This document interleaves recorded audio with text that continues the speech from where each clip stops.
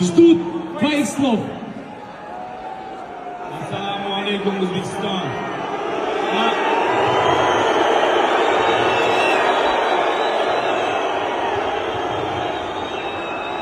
Men uchun kelganlar bor.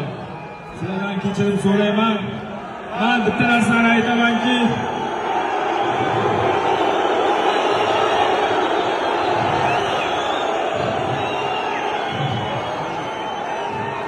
u faqatgina stolga ishlayman degan. Menga kurash yo'q, partiya yo'q. Meni yaxshi bilasizlar.